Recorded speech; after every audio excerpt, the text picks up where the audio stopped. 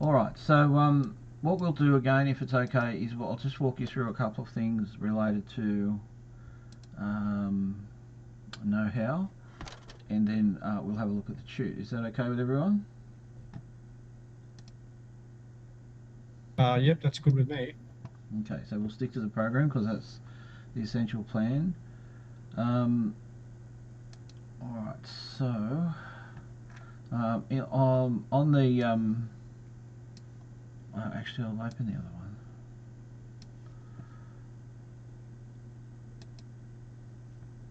Okay.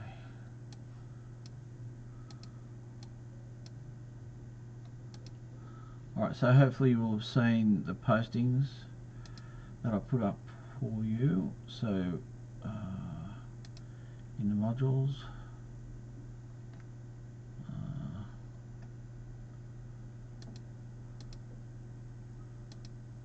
okay.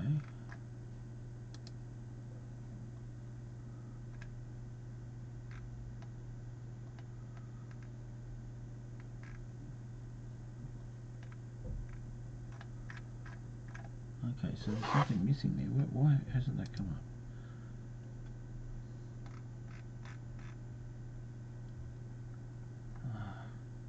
Sorry guys, I didn't post tutorial 1. That's very rude of me. I should have done that.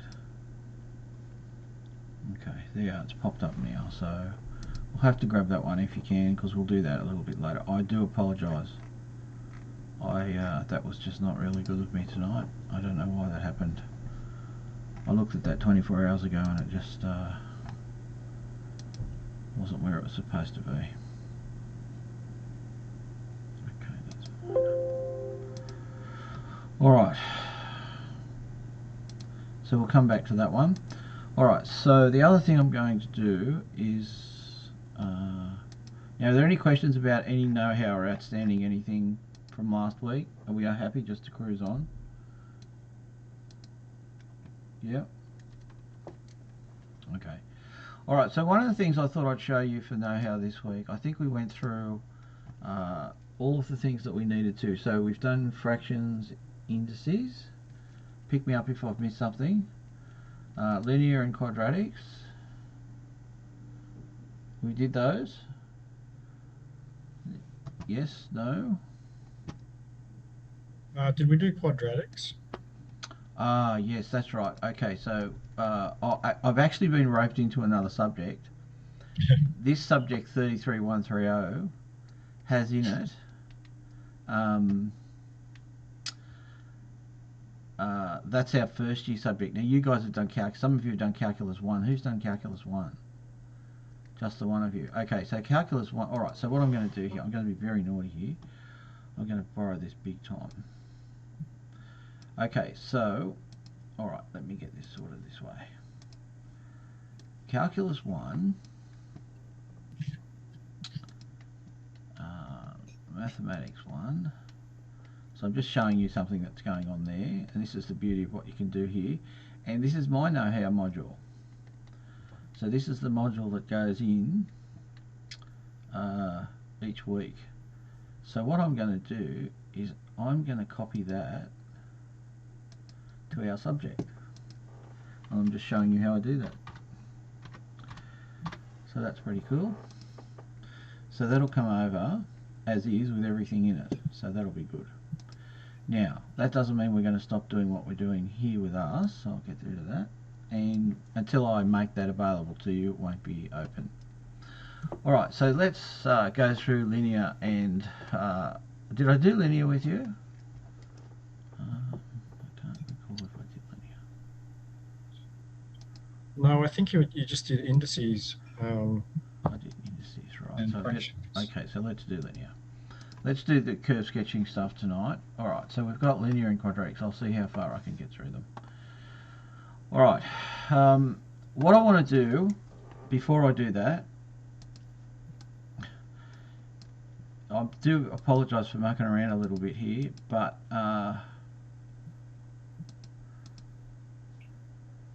it's very important to me that the stuff that we study in these know-how components is made worthwhile.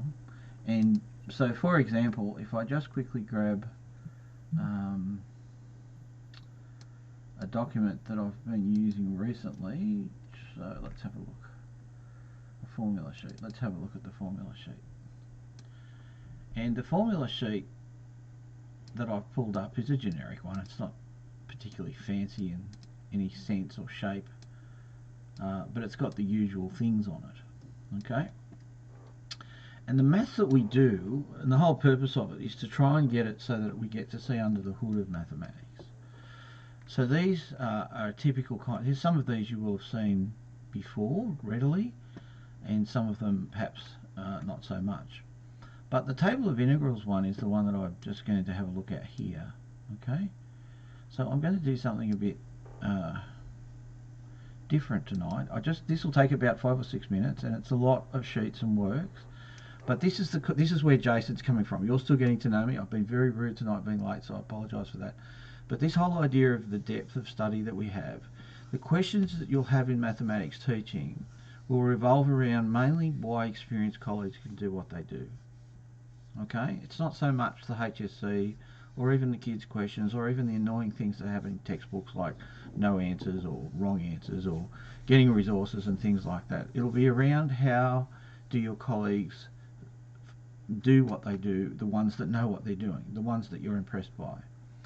So part of the coming to mathematics, and I have to repeat this for the 3 calculus 1, 2 and 3, although I'll probably put it to calculus 1 next year, is that this is what I want for you. I want you to know the answer for yourself. So when you're getting information thrown at you from seniors, from experienced head teachers, from extension teachers, even from smart students, inside you know what to do because you've had this experience.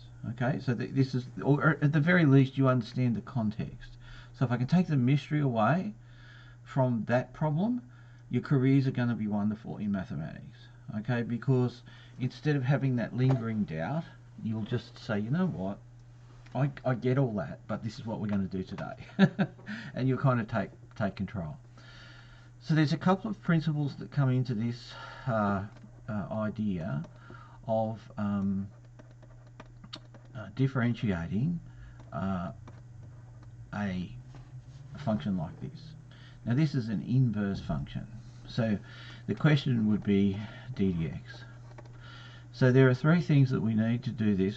We need to do differentiation of expressions. So I'll just write that as differentiation of expressions.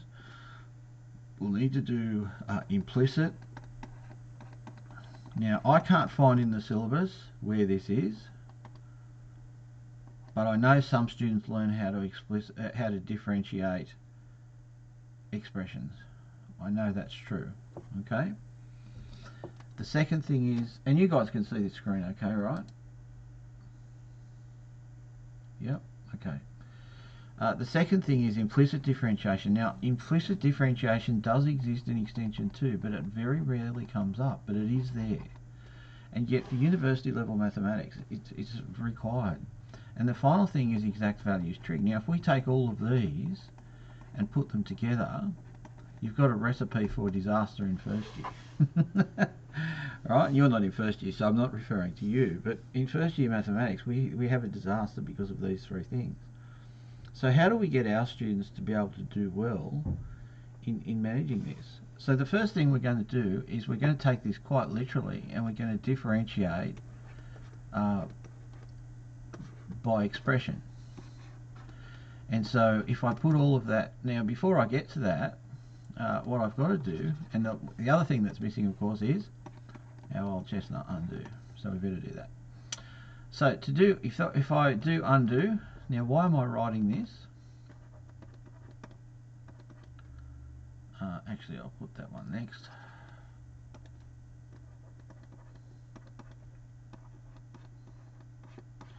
So this part here is undo. Okay? So what we're going to see is that we're going to be differentiating this guy. So this is the one that we want to differentiate. Now simply by doing the undo step, I've reformed the equation in terms of sine y. Now the problem comes, how can I differentiate sine y? That's not taught at school. Okay, that's not taught in high school explicitly. Well, it is in the extension 2, but it's very obscure. Okay, but it's the answer to the problem of the integration tables, and it's the answer to a couple of other problems that crop up, like e to the x. Why do we have e to the x? Why is e to the x? The proof in the Cambridge books for e to the x is stupid. It should use implicit differentiation, but you don't teach year 11 and year 12 extension 1 implicit differentiation. So how this works is we take d dx of sine y, and we take d dx of x over a. Now the first thing you'll say to me is, well, wait a minute, buddy, you can't d dx sine y. Well, that's implicit differentiation. But you know the chain rule. The chain rule is d dx, dd something, we're still going to have d dx. It's just that we're going to go through something to get to it. Now that's a chain rule idea, isn't it? Okay, and what is the something that we're going to go to? What would make sense in this idea here, by this invocation of the chain rule? What would make sense if I was differentiating sine y using this expression differentiation? What would be the appropriate denominator? D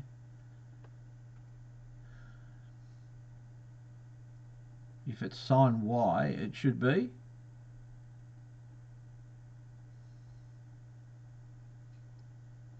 dy. Yeah, d dy.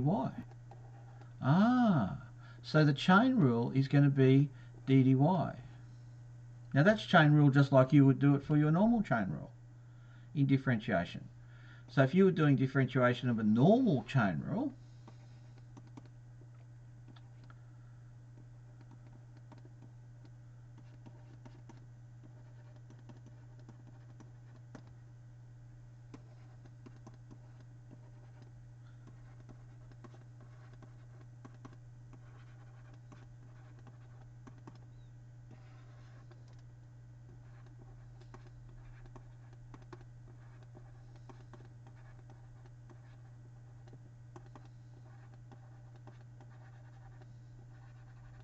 because we spend so much time in schools rushing, we tend not to do what I just did and pull out the whole thing.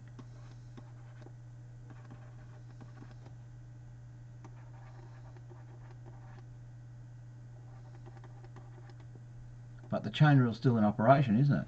So implicit differentiation does this chain rule thing. Okay? Now, what's the differential of x on a here, this right hand side, x on a? So the differential of 6x would be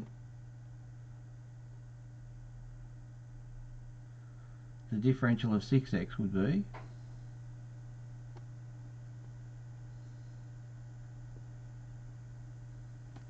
Six. Yeah, it's 6. Okay, so just remember, you can do this, you know, when I ask you a question, there's no reason for you to feel incomplete. You're in a safe place to learn. I'm not your judge. I'm here to support you and help you. So please don't feel as though I'm not. Slap me across the face if you think I'm being condescending. I'm not. I'm trying to be encouraging and supportive. Okay. So you've given the right answer, so there's no problem there.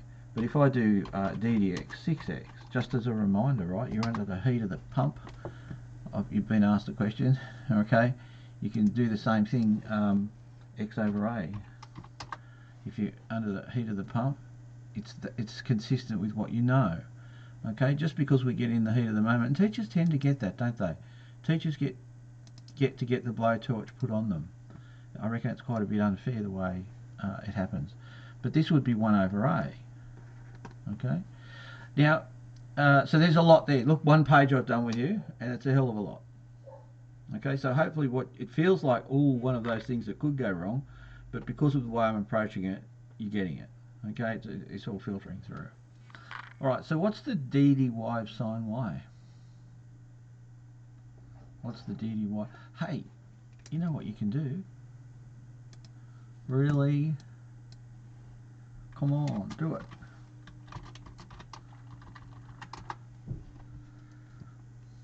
Yeah, it's going to be cos y, wasn't it? It was always going to be cos y. Okay. So the dy of sine y is cos y. And we've generated this dy dx term, and in implicit differentiation, it always stays.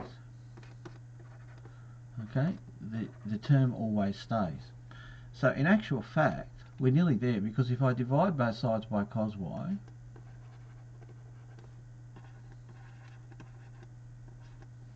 we've got dy, oh look, we found it.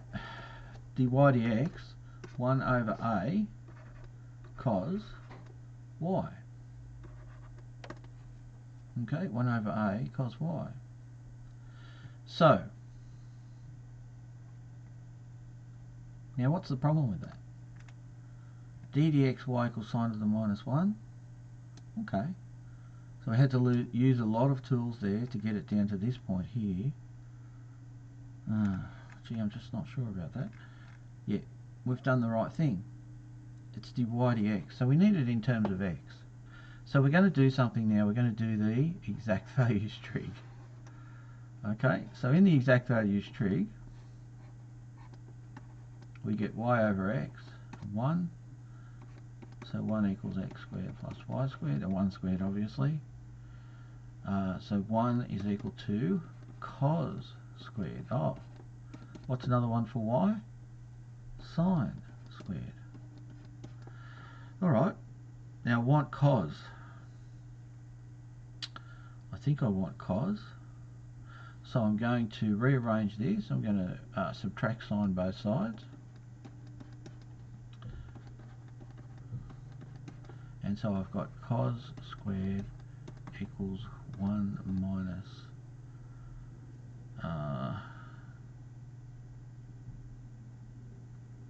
sine squared.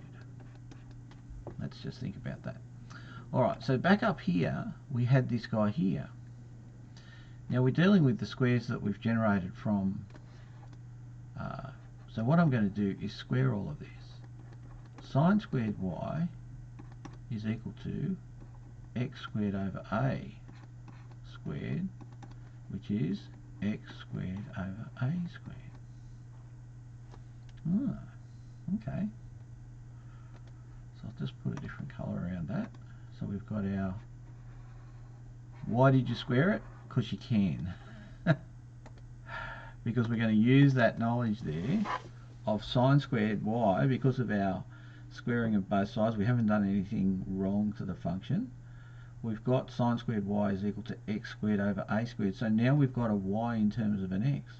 So if I come back down here, I can see that I've got 1 minus x squared over a squared. X squared over a squared. Oh, so I've managed to do that. Now I can put the y in because it suits me to do that. Alright, so now I haven't got cos squared y, I've got cos y. So I've got to take the square root of both sides. And so what I'll get is cos y, is the square root of 1 minus x squared over a squared. So that's that one. So I'm going to swap them now, and I'm going to have 1 over a, the square root of 1 minus x squared over a squared. So I've done pretty well. But it's not quite matching the integral table. It's close, but it's not quite there. So I have to do a little bit more algebra now. So this is now your algebra work. So how do we deal with these wretched problems of having something outside how do we deal with that? What we need to do is we need to transform this so that it's both a something, so that they're both underneath. So the way that we do that is that we just modify the a, this is an algebraic step, and we put square root over a. What do we need to do? At the moment they're not equivalent. So what do we need to do to the term to make them equivalent? Square it. We just square it. Great. And it happens that we had 1 minus x squared over a squared. Now, because they're together like that as a product, we can put them under one sign. Now, I don't know about you. I don't know what your feeling is about that. And in fact, I can put a bracket in there. I've pulled it all under the square root sign. Okay, so what I'm going to do now is the expansion. So I'm just going to hive that off because that was working. And this is very much what it's like, isn't it? When you come into maths, it's like, where do all these bloody things come from? Hopefully your time together with us will... This is fairly intense what I'm doing with you now, and we'll change gears again in a moment, but this is important for me. It's important for me that you see this. Okay, I know you'll go away later and digest it, but this is big time. Many of your colleagues who've been trained in maths, I'm being controversial, won't know how to do this. So if you can get your head around this, and maybe a couple of the others, you're going to be a star. Okay, just through practice. Alright? Even if you're not a star, you're going to know what? You're going to know why and how it happened, and you're going to say to yourself, well, my BS meter's pretty strong these days. I know what's needed to do all of this stuff. And so you're not going to be teaching the students this, but on some level what I'm doing is sewing together all of these underlying skills that help you pull this together. So what I'll do is I'll now change this to this one. And I'll do the expansion on the next line, just so that we're comfortable with this. So I'm going to expand across FOIL. If you don't recall, FOIL is first, outside. We're going to do that when we do quadratics in a minute. Inside and last for a double product. But in this case here, we've got 1 over the square root of a squared minus a squared x squared. This is me being the long way teacher. Cancelling. And finally we get dun, dun, dun, dun, dun.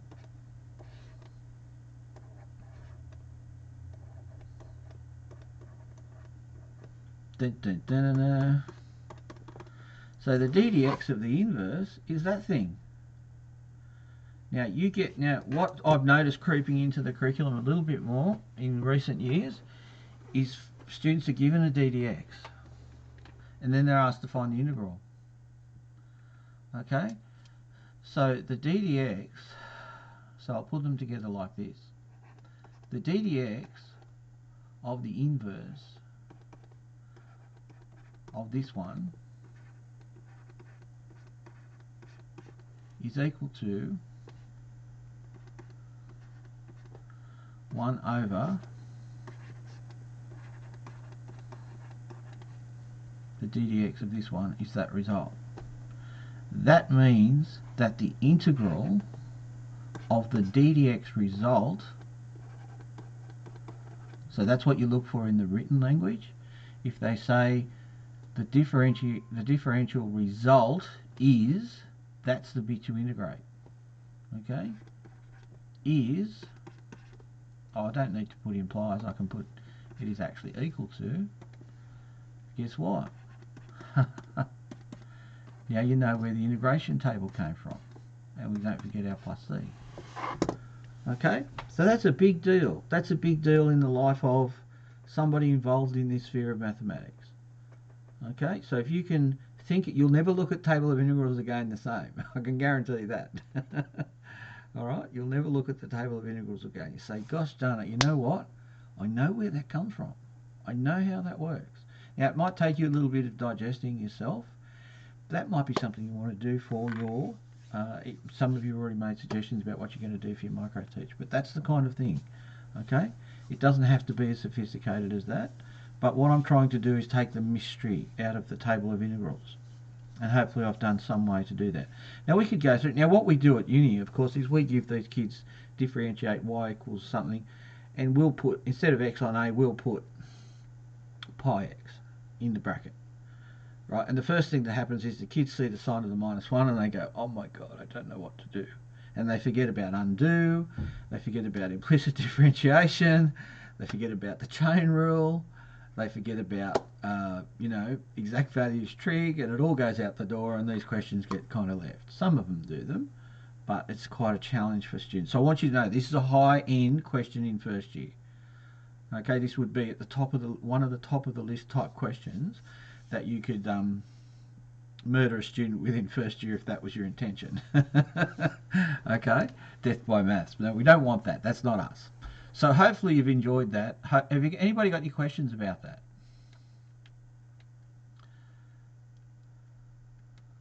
Okay, it's a lot to take in. I don't expect you to know it now or tonight, but hopefully you can just piece those together as time goes on so that you can get a sense of what's happened there. Okay? And I'm always open to your inquiry and question at a later date. All right, let's get back to the other stuff, if there's no more cogitations on that. And let's just quickly do some linear and quadratics. So the two things that are interesting for me in linear and quadratics are the idea of something that I think gets missed is the algebraic interpretation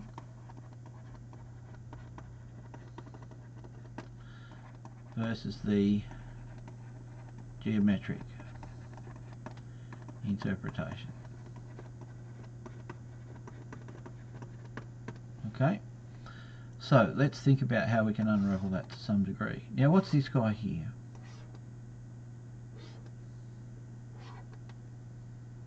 What's that a graph of?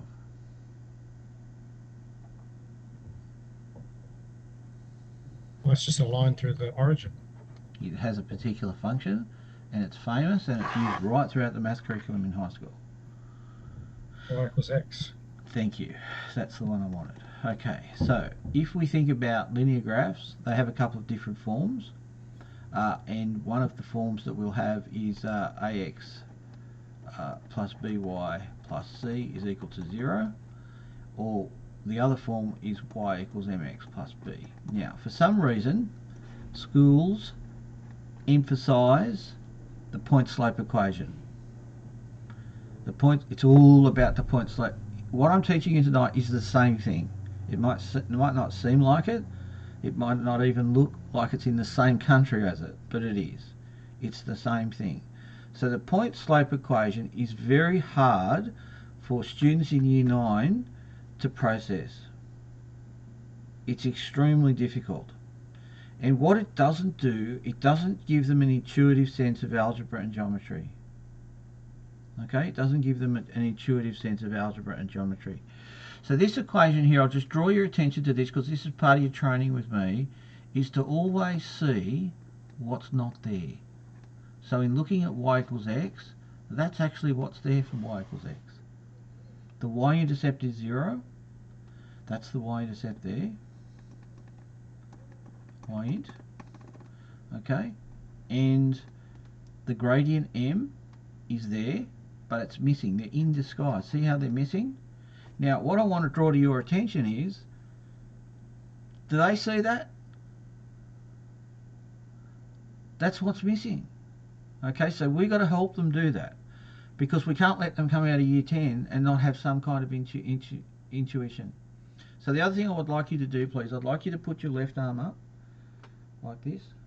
Right, so flat, that's the x-axis, 90 degrees is the y-axis. Now just come halfway.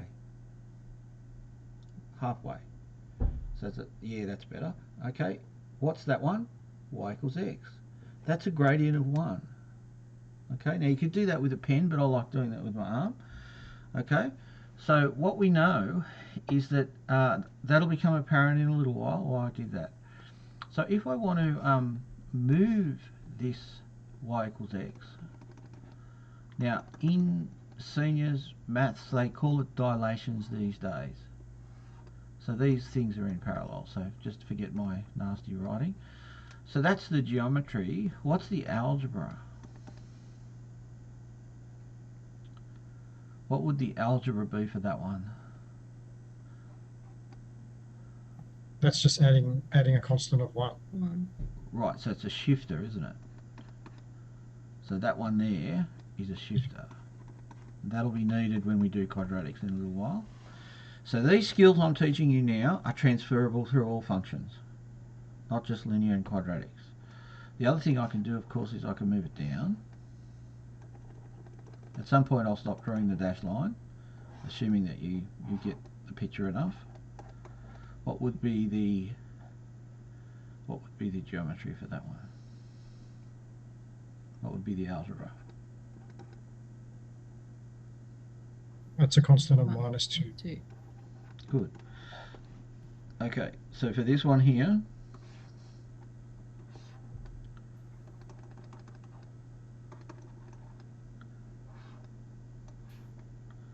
now I want you to put your arm up again, find y equals x. Now twice as steep.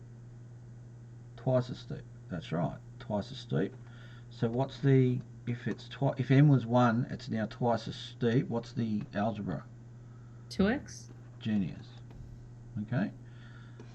Okay, now we can shift that. What's the algebra?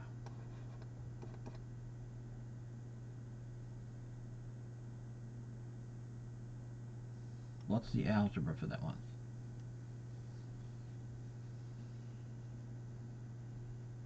That's y equals 2x plus 3.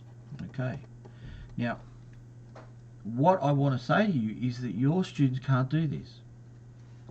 If you ask your students to write some graphs up, first of all, so what I'll do here now is I'll do this. We'll go back the other way. That's the algebra. What's the geometry? Cut the y-axis at -4. Awesome. And? The steepness is double, so it's like It's like that. Okay, see that skill there? That's fundamental to what you expect of your Year 9 students. Look at the algebra. Look at the information we've put up. Look how much algebra there is. And the geometry's got to go with it. And they have to get an intuition about this. So how do they get an intuition about this if they haven't got something to test against? That's why we start off with this guy. Now this guy comes out in 4-unit maths, y equals x. Okay, he comes out everywhere else as well. So revaluing the year stage 5 curriculum is what I should be doing with you as you go through this. You should come away loving stage 5, because I know in your heads you're getting thrown stage 6, the HSC is what it's all about. If you can't do that, you're not worthy. No. Stage 5, okay, you get the gold happening in stage 5 and you won't even notice stage 6. Okay, where you'll struggle in stage 6 is if you haven't got stage 5. Okay, so I'm really encouraging you. When they took away the Year 10 school certificate, they did a great injustice, in my opinion. Alright, so the other thing I've done there, I'll just do a couple more. I'll see if I can fit them on here because I want to do an upside down. So we're going to go, so we're going to put our arms up again. We're going to find, what's that gradient, by the way? What gradient am I demonstrating there? Most university students coming in can't tell me this. 0. 0. Awesome. With confidence. That's what I like, Trisha. Well done. So what we've got is 1, 0. That general knowledge, that basic idea. What I'm teaching you tonight is what? What's the topic I'm actually teaching you? What are we doing here? This is linear algebra. This stuff here is differential calculus. I don't have to tell you 9 I'm teaching them differential calculus, but when they get to stage 6, they're going to understand M better than anybody. Okay, what's differential calculus all about? You're going to love this. You have to tell me without speaking. What are all those ones? That's all differential calculus is, nothing else. It's those ones. We're finding them all over the shop. Alright, so we've got this one here. So back to 1, twice as steep. You can just do this with me, humour me please. Just 1 and twice as steep. Okay, back to 1. Now we're going to do half as steep. What's half as, that's right. Half as steep's down, isn't it? So half as steep is going to look like a shallow one. Okay, what's the algebra that goes with that?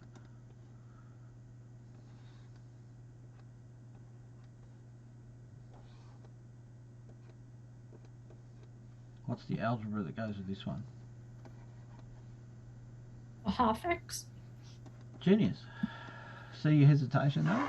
You imagine what it's like for a kid who doesn't know anything and they're getting slammed by the point slope equation. I've got to tell you, there's nothing wrong with graph paper and there's nothing wrong with rise over run and there's nothing wrong with doing that. But if they don't come out of it with this, what was the point? What was the point? They have to have an intuitive sense. Okay, so it's like asking the question, what's a rate? What's the intuitive sense of a rate? We'll get there. What's this one? 3 half x plus 3. Okay. And this one? Half x minus 2. Now, we're not using graph paper and we're being somewhat intuitive. So if I were to now just write a whole bunch of stuff,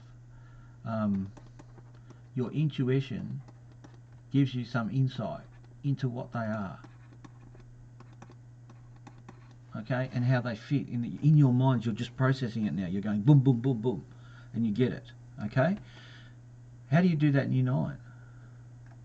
Okay, and the way that we introduce these algebraic questions is that I'm just going to press pause there, do the next bit, and then come back to this question. How do we actually introduce these? All right, so the thing I'm going to do here is change that to red, and guess what I'm going to do? I'm going to ask you, what is the red one? What's the red one now?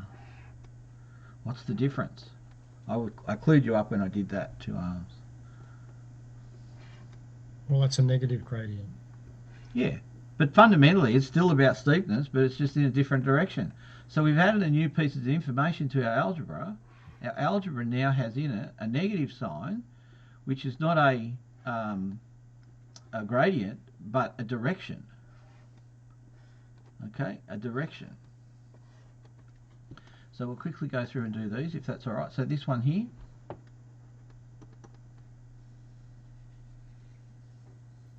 Minus x. That's all it is. Easy peasy. This one here. Y equals minus x plus 1. Genius. Okay, this one.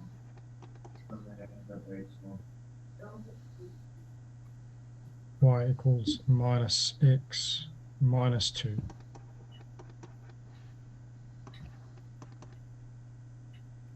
Minus 2x. You've got it.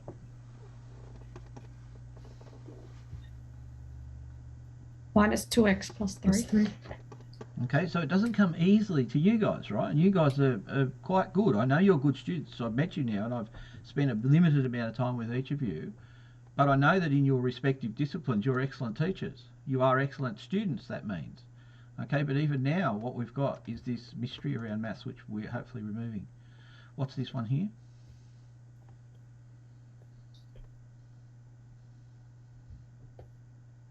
Minus 2x. Minus 4. Genius.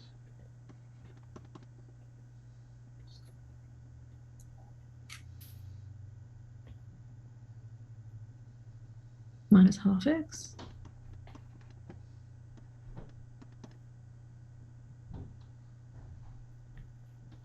Minus half x plus 3. Yep. And this one. It's all right. We're all friends here together. Minus half x minus 2. Okay.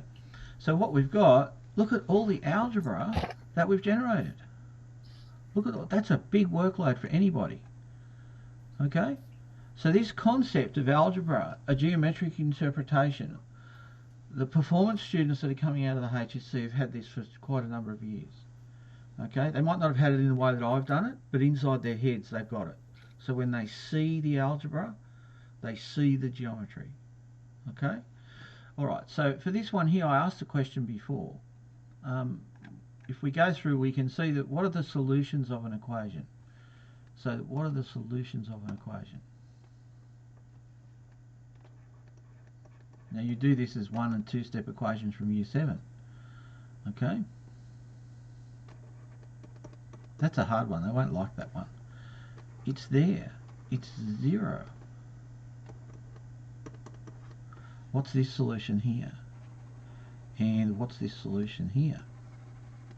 That's like saying in year 7, all right, so or maybe year 8, depending on the school you're in.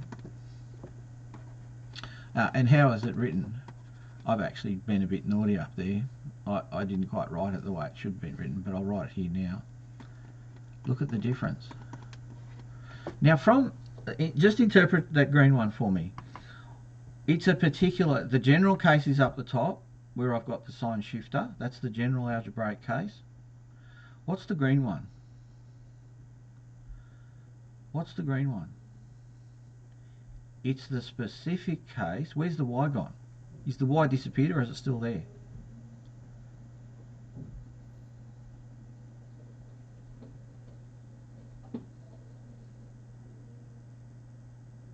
The y's still there. The y, if that could be the same as y equals minus x minus 1.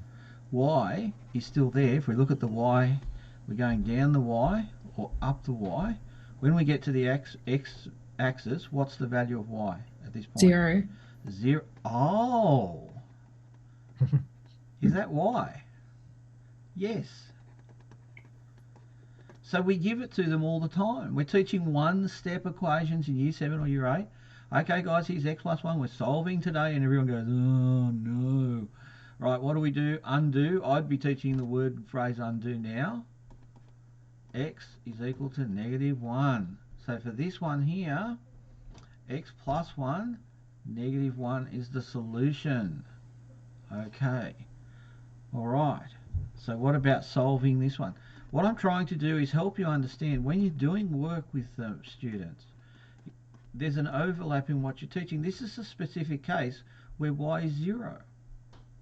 And if I ask them what's the equation of the x-axis, they can't tell me. You go into a classroom and say to them, what's the equation of the x-axis? Or we learned about y equals x, it might be y equals x something. No. The x-axis has the equation y equals 0. Okay. I'll ask about numbers in a minute, but just for the moment. Okay, so we're going to put the x over the other side. Can we do that? Oh yeah. X equals 1. There it is. That's the solution. Alright, so I'll leave you to play with all of the others, but what we've essentially got is a whole bunch of equation solving that we're engaging in with them without them having an understanding of the geometry. And when we come along and expect them to do well in year 9 and 10 and then 11 and 12, and they still haven't got the geometry and they don't do so well, we get disheartened and we get disappointed. But we were the ones that taught them one-step and two-step equations. So a typical two-step equation, one with a fraction in it. The specific case of y is 0. Undo.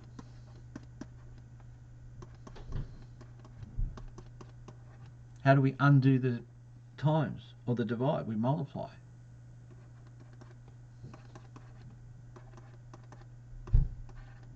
That's the solution. So we teach them this skill, but we teach it just as though it's hived off onto some other planet. It doesn't have any relationship to anything else. So the more that you can do to encourage them to see the solution sets algebraically and geometrically, I think you're winning. You're winning with them and you're winning with yourself. So because there's nothing harder than going through and doing all of these dramatic one-step equations, two-step equations, three-step equations, oh, we divide and we factor and we do all that. Why are we doing it?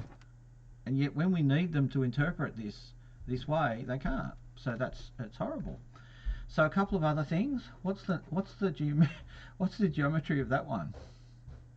That's the algebraic interpretation. What's the geometric interpretation? That's the algebraic interpretation. What's the geometric interpretation? It's still this. Really? I don't see that, Mr. Jason. I do. Oh no. It's only got a y-intercept. Dun, dun, dun, dun, dun. Is that a gradient of 0? Yes, it is. Are you serious? Numbers have got a geometry? Of course they have. Y equals 0x. sorry, mx plus b. So this one is 0 gradient times x minus 8. Y-intercept, negative 8. Dun, dun, dun, dun. Who knew numbers had geometry?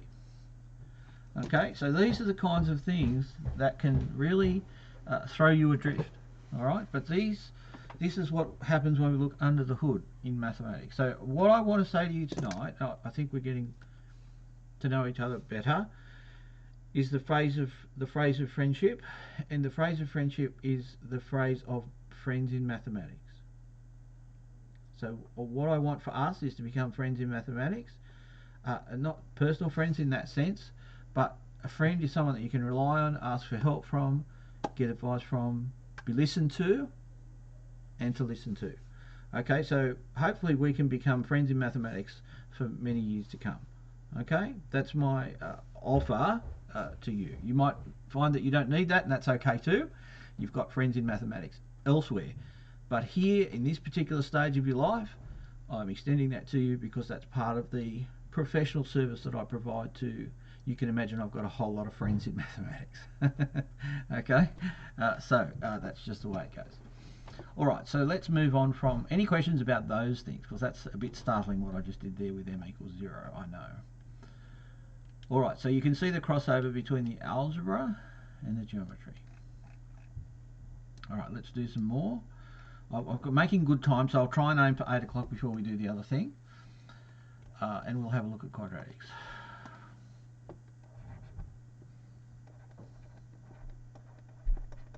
Now, to take that same gist, and I like doing this together, is that we've got a sense now, an intuitive feel of m changing the gradient, you know, changing the slope, it changes the numbers, it changes the shape, where it sits up and down, all of that stuff. So that's good. I like that. So can we use that same skill for this person here? And what's the difference? Okay.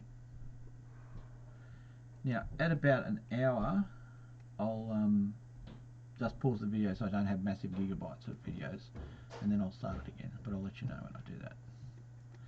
So this one here is y equals x squared.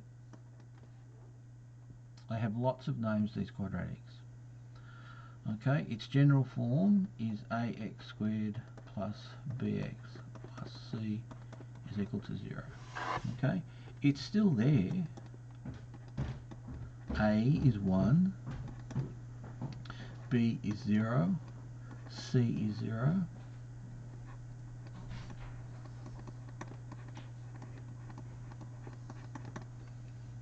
and we did all that stuff with gradient, and we didn't use the point slope inequation once. Okay, you can use this method to find your gradients, but we'll leave you to dig up some questions for me to attempt. So it's got this general form, this general shape. Okay, so it turns out that we can move it up and down, and it's going to change the geometry and change the algebra. So what's this one? Y equals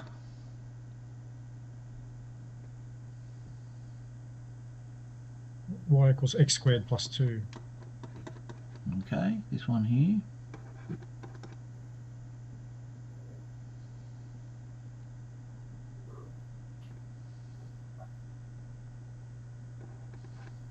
Y equals x squared minus 3. Yeah, good job. Okay, so we've got, now we're going to take this one here and we're going to make it a bit steeper. Okay, so instead of being that wine glass shape, it's going to be more like a champagne glass. Okay, so we're going to take it and squish it up a little bit. So we're going to make it twice as steep. So what do we think? To it, 2x squared. Sorry. Yep, no, yep. Perfect. Okay, so we're going to shift it to x squared. What do we think that is?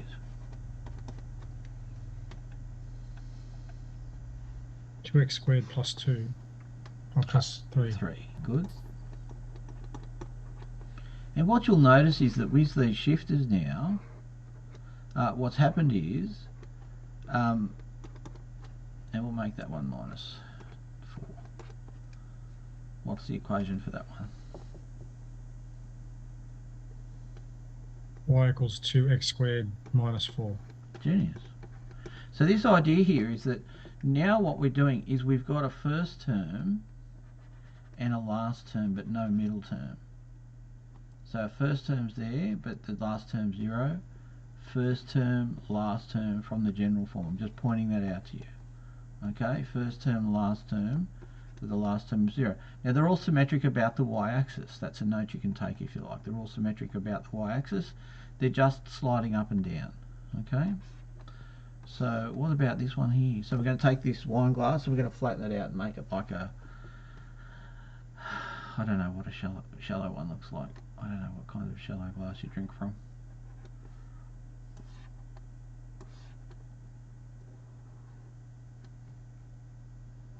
So using the concepts of the previous linear work, what do we think the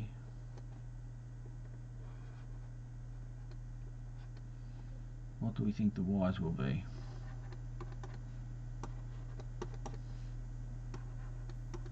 What's this Y one equals gonna half x squared. be? Genius. And we'll make that 2. So what do we think? Half x squared plus 2. And look at the equations we're getting now. Half x squared minus 2. Look at the amazing. It doesn't take much. So these equations that you're getting thrown at you all the time are actually graphable. Now, it doesn't matter what they are, lins or logs or whatever it is, they're graphable. And part of the skill in the maths department is to try and understand how they all fit and go together. Alright, so we'll quickly just go through another idea. What's the solution? What's the solution again? When I talk about solutions and roots, roots of a polynomial is a phrase, you might want to write that down in quotation marks. Roots of a polynomial in quotation marks. Solutions of an equation in quotation marks. When we talk about the roots of a polynomial or the solutions of an equation, what are we actually talking about? We're talking about the x-intercept. The x-intercept. So what's the solution for this guy here?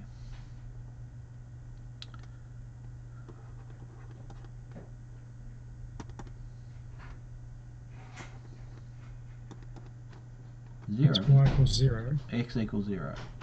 X equals It's 0. origin. It's x, y. They're both there. Yes, you're right. Coming down, y is 0, but we're specifically treating solutions with respect to the x-intercept. Okay, solutions and x-intercepts go together. Go together. That's my quotation. You can use the other ones because that's the language you'll hear. Roots of a polynomial, solutions of an equation, solutions and x-intercepts go together. So x is 0 in this case. Well, that means x-intercepts is where it crosses the x-action. What are the solutions for this one here? So when you ask that question, what are the solutions? The geometric version of that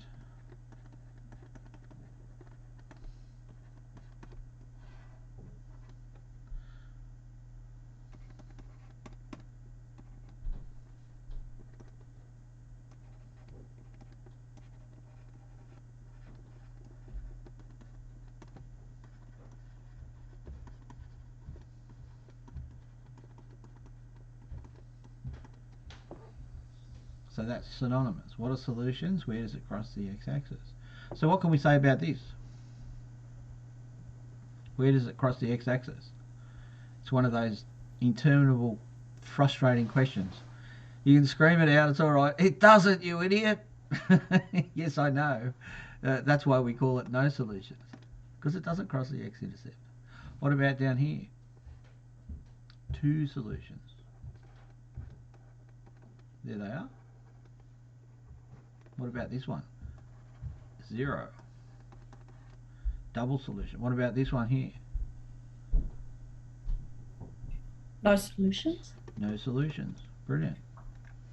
Okay, this one here, 2 solutions. Now the 2 solutions idea is coming together with quadratics. Quadratics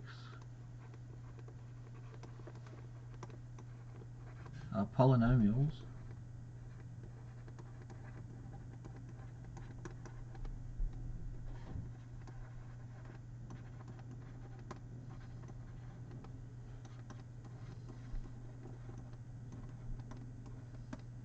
x squared. So x squared is going to give us 2 solutions. 0, x equals 0. This one up here,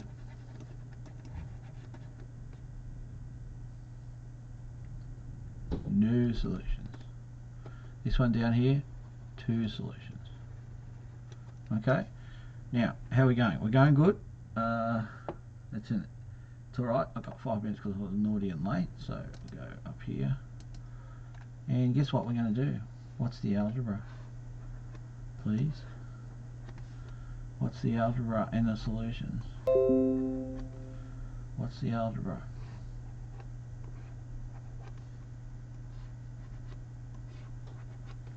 What's the algebra? So we have to go through and do all these now.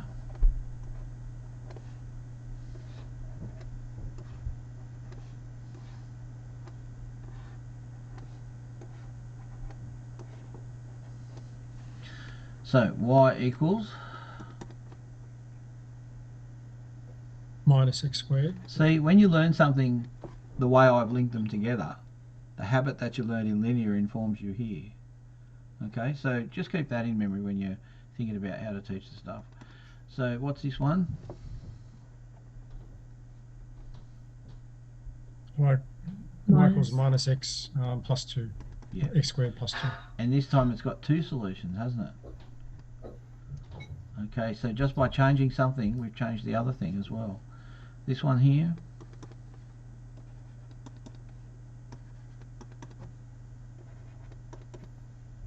Y equals minus x squared minus 3. genius. And it's got no solutions. Okay, what about this one here?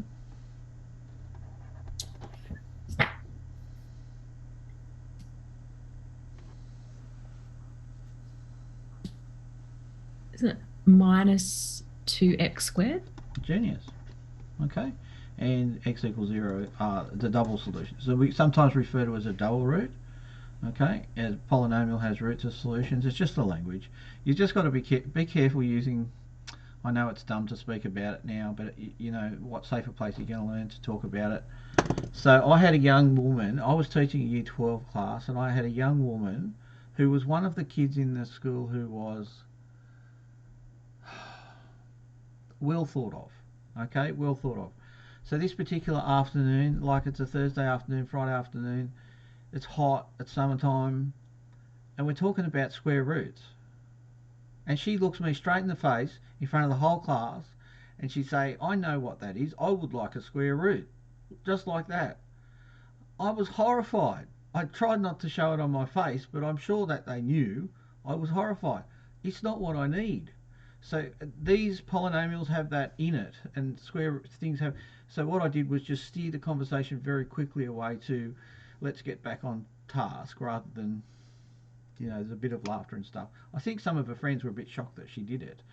Teenagers do that, don't they? You know that from your own subjects. If there's a topic they can make a bit of mischief with, well, this is the topic. When you roots of a polynomial, square roots, cube roots, all of that kind of crap, that's what they'll pick up on. All right, so I'm sure you're aware of it from your own disciplines. But anyway, I thought I'd just mention it.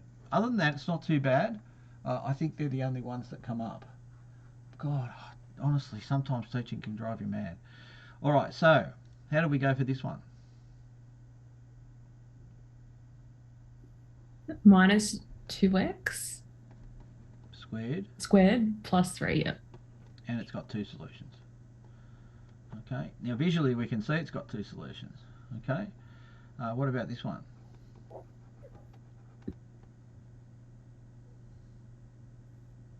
Minus 2x squared minus 4. Yep, and this one? minus a half x squared. Yeah, see, it's not intuitive, is it? But hopefully it's getting that way for you. So I'll finish these off. Minus a half x squared plus 2. And there's two solutions. This one had no solutions. And we'll come to some point of understanding about how we check. I mean, when we've got the graph, we can easily see whether it has solutions or not. So I'm training you to see that when it's there and obvious, right? So if it's there and obvious, you'll see that. Now, had the young lady said to me, and put the word "you" in it and addressed me directly, I would have sent her out and given her detention. Just thought I'd let you know that. Okay. Had she personalised it and put the word "you" in it, I would have sent her out to talk about it with the head teacher later on and put her on detention. Okay, so that's mean, isn't it? All right, the next thing we want to do is consider any questions about what we've covered there. Lots of geometry, lots of algebra, lots of other ideas. Okay, so what we've got then is, what about if we move it off the side?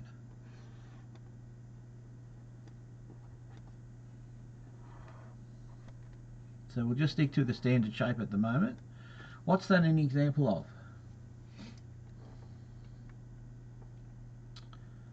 That's an example of a particular type of quadratic. So that's the geometry of a perfect square. And it has, guess what? It has a double solution or a double root. Okay. I don't know why they didn't introduce the word duplicate or whatever, but anyway, there it is. So they have that there. Okay. Now it's just touching that, and when it's just touching that, it means it's got two solutions. A perfect square. Now, what's the equation look like? Well, it's counterintuitive. If it's at positive 3 like this, then it's x minus 3. It's the other way around. And it's a square. Okay? So that's x. So we've got to learn to drink that in. And yes, if it's on the opposite side, if it's at minus 2, okay, it's still a perfect square, and the form of the equation is the opposite. It's counterintuitive. So if it's hard for you to get, it's going to be hard for them to get too. Okay? Now we know that when we do this stuff, that's just putting them together. This is called a binomial product.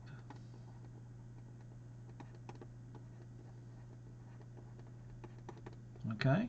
There's two terms in the expression, and I'm using a bit of expression jargon tonight, aren't I? A binomial product. So we can do this as a FOIL expansion, but it's more readily done another way, but I'll do the other way in a moment. So we'll use FOIL. So first, outside, inside, last of the two terms. So first we get x squared. Outside we get x times minus 3, minus 3x. Inside we get minus 3 times x. Okay, and last is minus 3 times minus 3, which is 9. So we get a trinomial. Minus 3 apples minus 3 apples is minus 6 apples. And so we get a trinomial. So now we've gone from having two terms, we've got the A, B, C terms. Okay? So that's what they look like. Now what you'll notice in a perfect square is that the last number is a square number. Okay? It is actually a square number.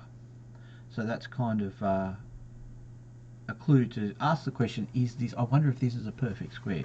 Because what will happen is we'll get the trinomials and then we'll be asked to work backwards. Alright, so the shortcut. The shortcut is x, so we're going to go x times itself is x squared. X times minus 3 times 2. X times minus 3 is minus 3x. Minus 3x times 2 is minus 6x. And then finally we're going to go minus 3 times minus 3 is 9. So we did the shortcut. We jumped straight to here. Okay? And Now, kids love shortcuts. I hate them because at university they don't help, in my opinion. Alright, so what would this one be as a trinomial? We can do the shortcut. X times x is x squared. X times 2 is 2x times 2 is 4x. Taking note of the signs. And plus 2 squared is 2 2s are 4. So that's our trinomial. That's got a square number on the end. Now it's not going to be possible for you to look at a trinomial and decide if it's a square. Okay? It's not going to be possible for you to do that.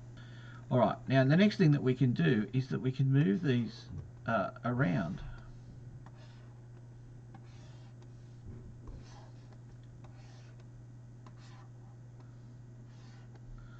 We can put them up here. Or we could put them down here. Or up here. Or up here. So how do we generate what's the difference between that and that? They're off the axis. The first thing we do is we look at them like they're a perfect square. So we find this bit, in this case we'll call it 3, and we find this bit, and we refer to that bit, we'll call that, it's almost the same, so I'll call it 2. It's a bit of a rectangle. So our normal equation would have been our perfect square equation, and then what? Shifted by 2, just like the linear was. Oh my goodness, really? Is that all you do? So when we go and do the final thing, we'll do x squared minus 3 times 2 is minus 6x, minus 3 times is plus 9, but then we've got this plus 2, this shifter on it. So our final equation is x squared minus 6x plus 11. Now that's more like the trinomials that you'll be exposed to. So the question then becomes, what is that? Is it, it's not a square because it doesn't have a square on the end. Is there some other way I can deal with that? I'll just quickly do these. So we'll call that, say 4. And we'll call that, that's almost perfectly a square. So y equals x minus 4 plus 4 squared, shifted down minus 4. X squared plus 8x plus 16 minus 4 gives me the final trinomial 8x plus 12.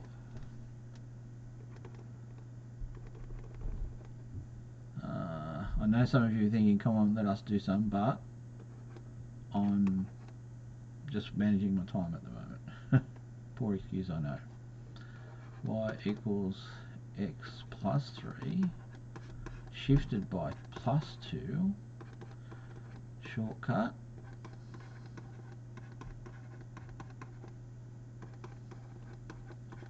oh, that one had a plus 6, so there's a slight difference there. And this one here, we'll go back for 3 again. It's a bit of a rectangle, so we'll call that minus 2. So y equals x minus 3 squared minus 2.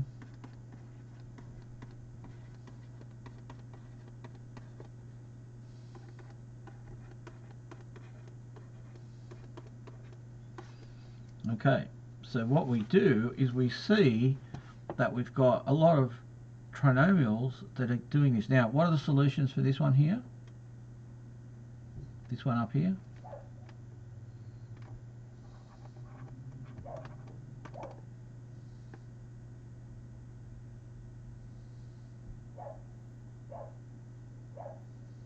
No solutions. Good job. Solutions for this one are 2, otherwise called unique. This one here,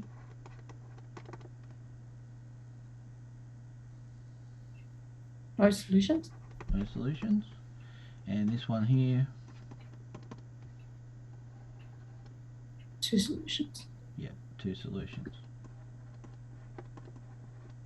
And we make that distinction because in the perfect square world, these are not unique solutions, they're repeated solutions.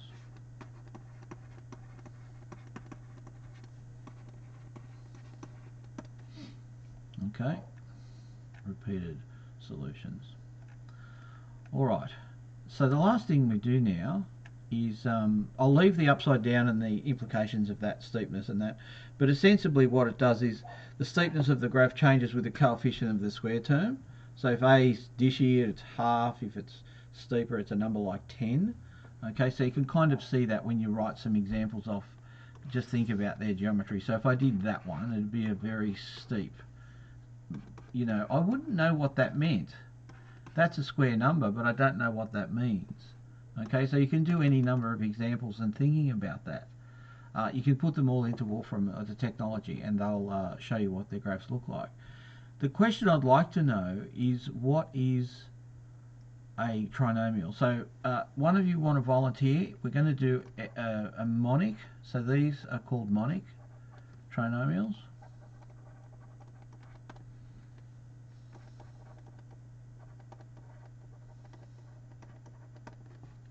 I've got to get that right now. I'm just checking something.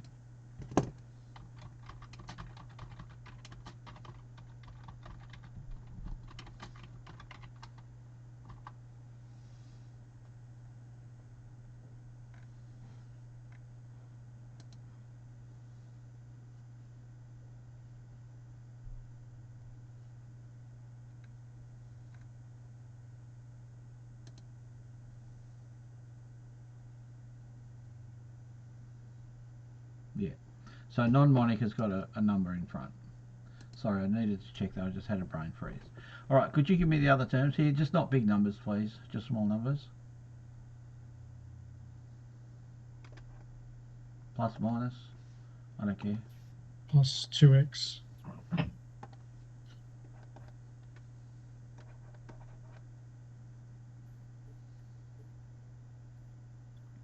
Yeah. Plus 4. Okay, now for the life of me, I have no idea what this is. Okay, I have absolutely no clue. But here's the thing.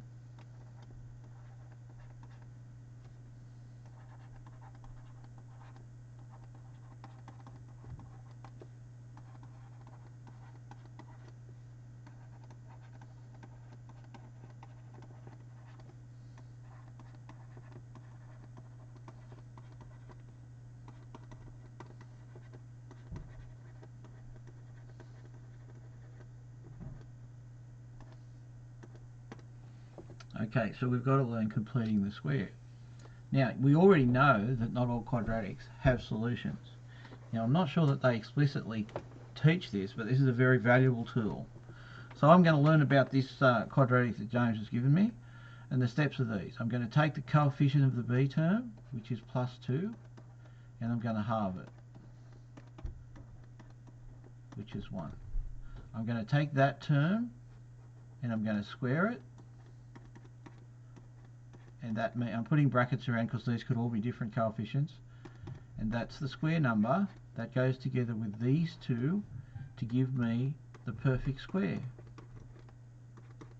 Now you can't just add 1 willy-nilly. Okay, step 3 is to add that to the two terms, and I had a plus 4, my shifter. I can't just willy-nilly plus 4 add 1, so I've got to balance the equation by subtracting 1. I added 1. Sometimes it's called adding to both sides. It's the same principle. Okay, if I make this thing equal to 0, you could add to both sides. I could have put plus 1 here and plus 1 over here, but the reason that I've balanced the equation on the left hand side is because I wanted you to realise if I did undo that, I would be adding to both sides. Okay, that's the same result, but it's really pedantic, so it really doesn't matter whether you add to both sides or balance your equation. Okay, so add to both sides, or I prefer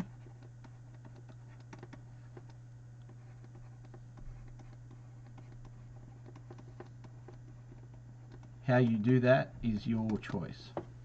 So what we've got then is this is a perfect square, and that's the hard bit. We're going in reverse now. Plus 4 minus 1 is 3, so that's our shifter. This is a quadratic that's been shifted plus 3. So what's in here? Well, we know that's in there. So x times x is x squared, tick.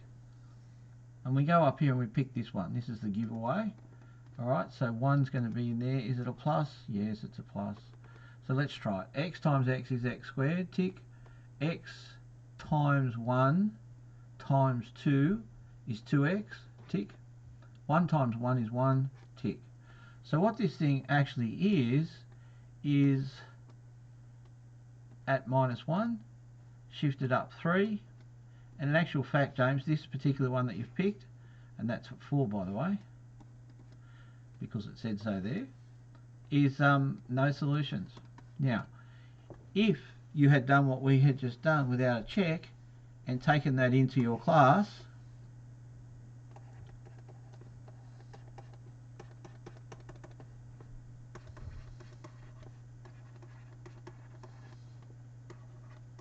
what's the problem? Gee, this is a hard one, sir. Miss, this is terrible. I can't do this one. Why can't they do it? Why can't they do solutions. it? It's got no bloody solutions. So beware when you're dealing with your quadratics, what you're doing. Okay. All right. The next thing that we can do is we can test for solutions another way, apart from doing a breakdown of quadratics. Now you can actually solve this. If there was solvable roots there, we could keep going here and we could solve these. So that's another way. Completing the square is one of the ways to get solutions if they exist, but there is another way. So now I'm going to just quickly go through this. I'm just going to stop my video.